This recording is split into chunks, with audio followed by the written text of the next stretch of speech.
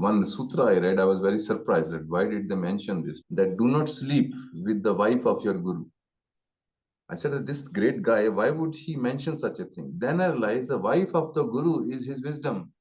And when you take a wisdom from a guru and use it for egoistic reason, you are fucking her. Because that wisdom, that energy was given to you, not to use it for ego trips, not to be used by your male, the ego, for its own games, but to be used to cultivate into your heart as your action for your woman. That's why they say when you receive a teaching, when you receive any new insight, keep it in so that it can grow inside you. When a guru says something, he's planting a seed, and that seed needs to be watered in secrecy. There is no wonder that nature grows the seed in darkness, in complete darkness. All great, deep natural processes from childbirth to sex to everything happens in darkness and should be happening in darkness.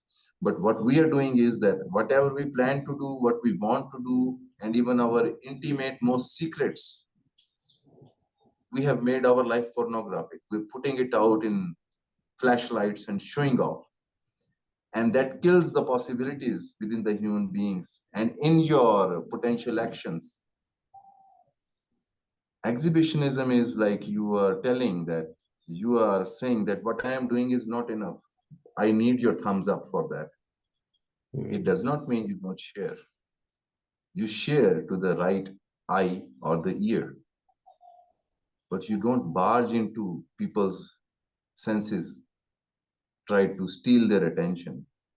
And this is what people do when they're talking about suffering. They are stealing from this. Give me attention. You mentioned the male being the mind and the female being the body, or more this kind of this space of feeling and emotion. Can you speak a bit more about this distinction? You mentioned it on the chat, and I think a lot of people are interested in this.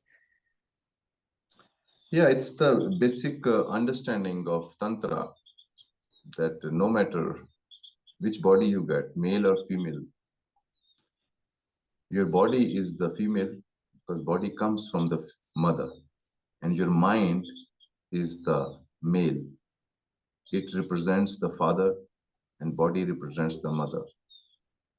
And within our mind also, there are male female aspects. As I said, speaking aspect and a listening aspect.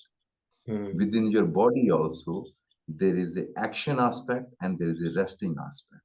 Even in our breath also, there is a breathing in aspect and breathing out aspect. When you're breathing in, you're getting filled with fire. So your body is like empty, feminine, and it's filled with fire. When it is fire, then it releases the fire out into action. That is the male aspect. So they crisscross, you know.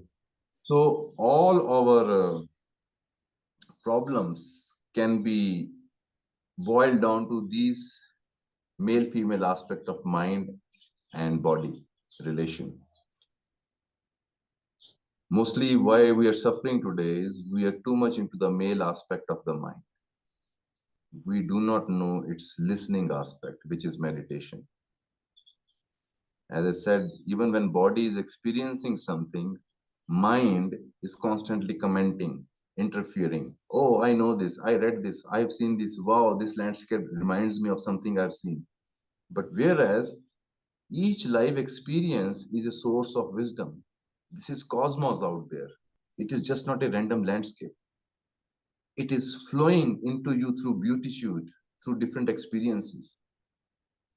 That is the point of wisdom. Wisdom is life. You're supposed to forget your knowledge and let each experience enter your water.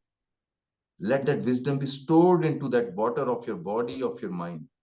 And out of that inspiration into your blood, when you're experiencing or listening something, you're not listening only words. Your body is recording the frequencies from that person. And that inspires, triggers your thought, your passion. And that becomes the action. But now the situation is other way around. You're speaking a lot and it's not doing anything inside because Always remember that thought is the child of the body, the mother. It's the mother, it's the body, it's the life experiences which should guide the mind. When mind serves the needs and intentions of the body, only then you will be granted the wisdom of life. Otherwise, it will be just knowledge which will drive you crazy, and it is driving people crazy. Fun of it is you're thinking that you got something. Of course, you got something, but you got a disease. Because many people are asking the question how to work with chattering mind. Because you have filled in so much, it's your fault. You see, for example, if I have to define meditation in modern language, that cosmos, the great mother, is speaking, shut up and listen. That's what meditation is teaching. Shut up and listen. Highest quality in India of spirituality is Shravan. Shravan means listening. It's not hearing, it's listening.